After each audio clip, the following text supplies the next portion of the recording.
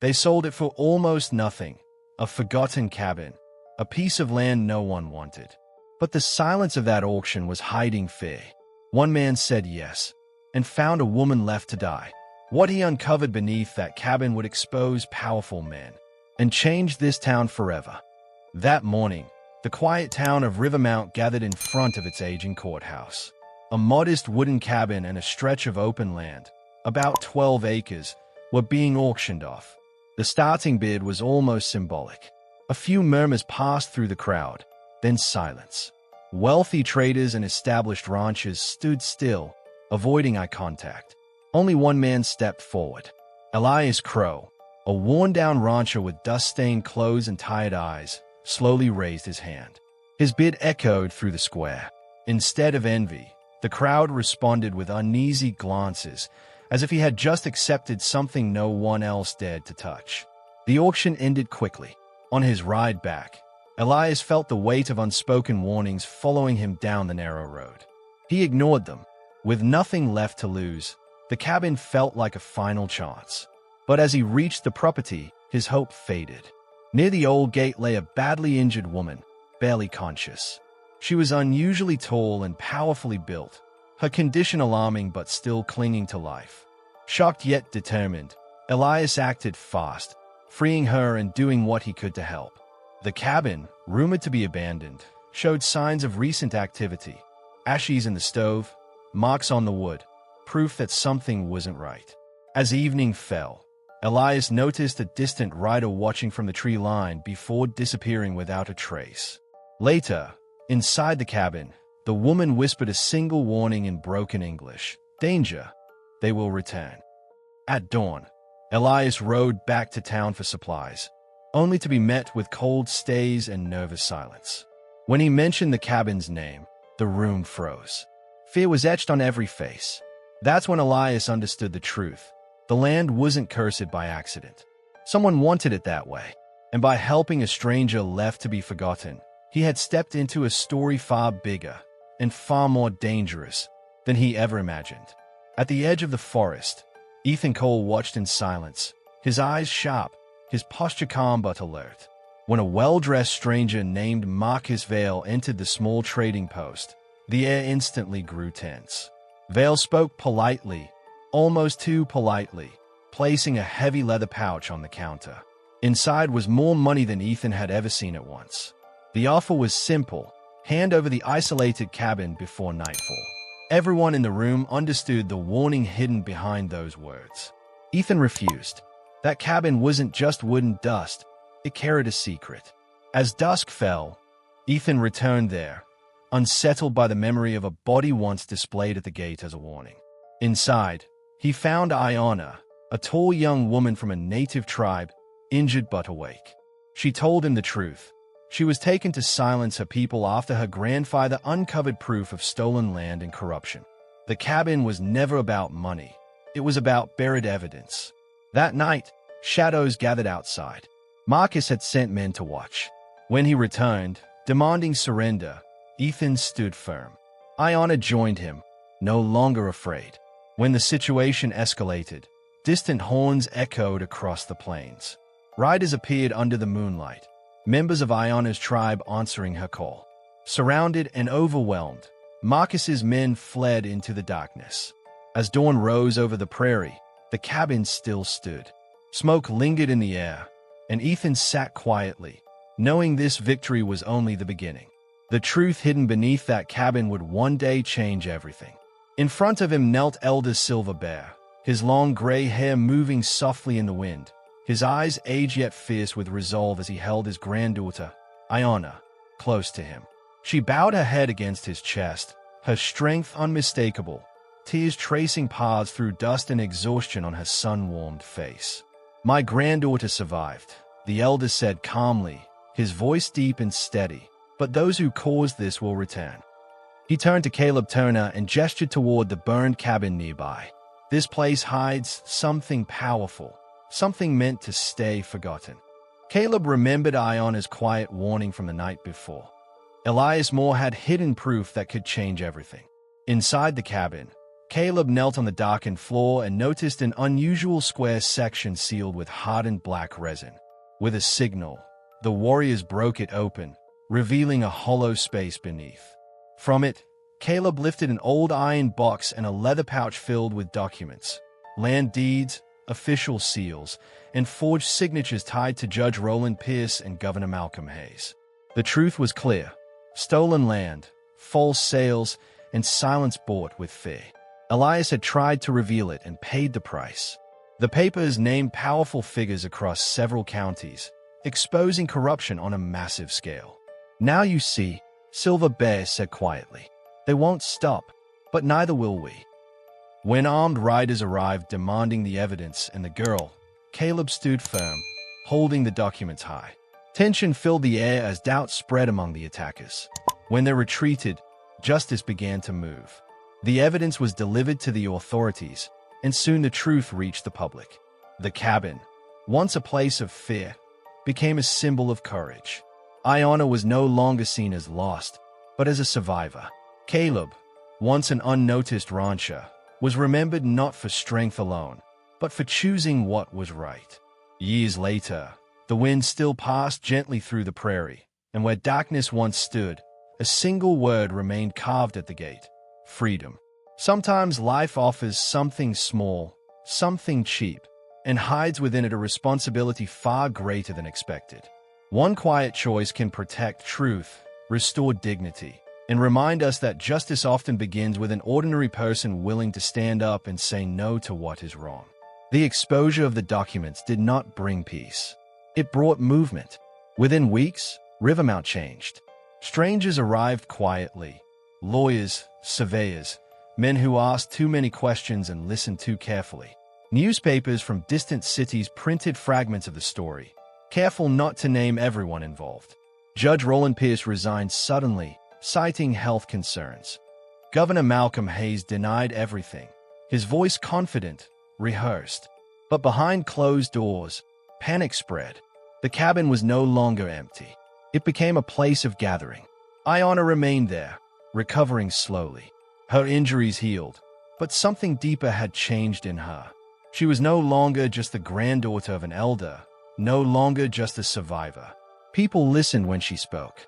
Her words carried weight, not because she raised her voice, but because she never wasted it. Caleb Turner stayed as well. He could have returned to his ranch, could have walked away once the evidence was delivered. Instead, he repaired the cabin's walls, reinforced the gate, and stood watch at night. He said little, but everyone knew why he stayed. Some debts aren't written on paper. Ethan Cole returned too, bringing supplies, information, and warnings. He had contacts in nearby towns, men and women who had lost land, businesses, family members after refusing to sell. The pattern was undeniable now. Rivermount was only one piece of something much larger. Elder Silver Bear called for council. Representatives from several tribes arrived under the cover of ordinary travel. No banners, no speeches, just quiet meetings around fires, hands passing documents instead of weapons. The stolen land had names now, dates, signatures, lies carefully constructed over decades. "This is not only about the past," Silver Bear said. "It is about what will be taken next if we remain silent." And silence, they all knew, had already cost too much. Meanwhile, Marcus Vale had not disappeared. He resurfaced in the capital, no longer polite, no longer pretending. He was seen entering government buildings through side doors, meeting with men who smiled in public and threatened in private. His failure at the cabin had humiliated powerful people. That kind of failure is never forgiven. Orders were given, quiet ones. Inspectors were sent to challenge the validity of the documents. Armed escorts appeared near tribal borders for security.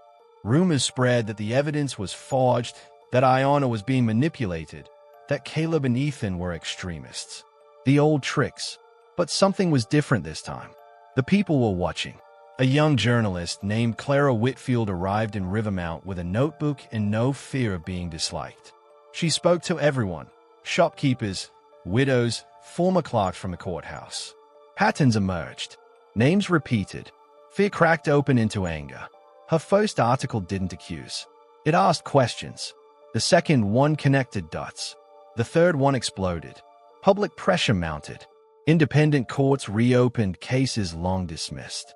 Families came forward with their own documents, their own stories. What had been buried under one cabin was now rising everywhere. Still, danger remained close. One night, shots were fired near the gate. No one was hit, but the message was clear. Iona stood at the doorway afterward, the firelight behind her casting long shadows across the ground. "They want us to be afraid again," she said quietly. "That means they are losing." Caleb nodded. He had learned that courage doesn't always feel loud. Sometimes it feels like standing still when everything inside you says run. Elder Silver Bear placed his hand on the carved word at the gate. "Freedom. This land remembers," he said. "And so do we." Months passed. Trials began. Some men fell quickly, trading truth for lighter sentences. Others fought until the end, clinging to power they no longer fully controlled. Governor Hayes was eventually forced to step down, his legacy reduced to footnotes and disgrace. Marcus Vale vanished before he could be arrested. No body, no farewell, just absence. The cabin remained, not as a monument, but as a reminder. Children were brought there to learn what had happened, not as a legend, but as history. Iona began speaking beyond Rivermount, not as a symbol, but as a voice. She reminded people that justice is fragile, that it must be protected daily, not celebrated once and forgotten. Caleb returned to ranching, but he was never again unnoticed. When people asked him why he got involved, he always gave the same answer. "I didn't plan to be brave," he said. "I just refused to look away." Years later, when the prairie wind moved through the tall grass, it carried no fear, only memory. And the cabin still stood, weathered but unbroken, guarding a truth that had once nearly been lost.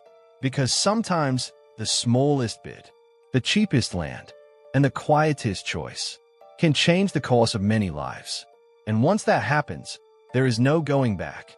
The disappearance of Marcus Vale became its own kind of shadow. Some believed he had fled the country. Others whispered that men like him never truly disappear. They simply wait. Caleb didn't speculate. He had learned that evil rarely announces its return. It watches. It listens. It studies patience. Rivermount entered a strange season of calm. Too calm. The courthouse reopened under new leadership. Old cases were reviewed. Lands once marked legally sold were quietly returned. Compensation was discussed, then delayed, then discussed again. Justice, when it finally moves, does not run. It limps forward, pushed by those who refuse to let it stop. Iona split her time between the cabin and distant towns. She spoke in council halls, schools, even churches that once shut their doors to her people. She did not accuse. She told stories. And stories, it turned out, were harder to silence than anger. But every step forward brought resistance. Anonymous letters arrived. Threats without signatures. One warned that history could be rewritten again if people forgot who truly held power. Another promised fire. Caleb began sleeping lightly. Ethan noticed unfamiliar riders on the ridges at dawn, never close enough to confront, never far enough to ignore. Silver Bear recognized the signs immediately. "Observation," he said, "before action." The elders decided it was time to move what remained beneath the land. Though the iron box had been removed, the ground itself still held secrets. With care, they excavated deeper beneath the cabin. What they found wasn't documents this time, but bones. Several sets. Old, unmarked, forgotten. The truth shifted again. This was no longer only about stolen land or forged deeds. It was about erased people. The discovery shook even those who thought they were prepared. Clara Whitfield returned, her articles sharper now, her voice harder to dismiss. National attention followed. Federal investigators arrived, no longer able to pretend this was a local dispute. Someone tried to burn the cabin that same week. The fire failed. Rain came suddenly, violently, as if the land itself refused to let the flames take hold. When the smoke cleared, the word freedom still stood, blackened but visible. That night, Iona dreamed of her grandfather standing at the edge of the prairie, watching a long road stretch into the distance. They will test you again, he said, not with force, but with temptation. She woke knowing what he meant. An offer came days later. A foundation, well-funded, smiling, distant, proposed to buy the land and preserve it. They promised memorials, plaques, carefully chosen words. They promised peace. Caleb read the contract once, then again, and then he folded it and handed it back. You don't preserve truth by owning it, he said. The foundation withdrew quietly. That night, a man was seen leaving town before sunrise. Marcus Vale's name surfaced again, not in Rivermount, but 3 counties away. A similar pattern, a similar silence. Different faces, same method. The fight was spreading. Silver Bear called one final counsel before stepping back. Age had not weakened him, but wisdom told him when to pass the weight forward. This began as defense, he said. Now it is responsibility. Iona understood. She was no longer reacting. She was leading. She helped form an alliance. Tribal leaders, independent judges, journalists, and landholders who refused to sell quietly anymore. They shared information openly, protected witnesses collectively, and learned from past failures. Corruption thrives in isolation. They destroyed it with connection. Years passed. Marcus Vale was eventually found, not dead, not arrested, but exposed. His finances unraveled. His allies abandoned him. He lived out his days as a man no one trusted, which, for someone like him, was worse than prison. Rivermount never became famous. It became something better, a place where people remembered what happened when no one looked away. The cabin aged. Wood cracked. Roof tiles loosened. But no one rebuilt it fully. It was kept standing, not perfect, not polished. Real. On certain mornings, when the fog rolled low and the prairie held its breath, travelers would stop at the gate and read the single word carved there. Freedom. And those who knew the story understood. Freedom doesn't arrive loudly. It begins with a choice, a refusal, a hand raised when no one else moves. And once chosen, it demands everything, but gives something back that can never be taken again.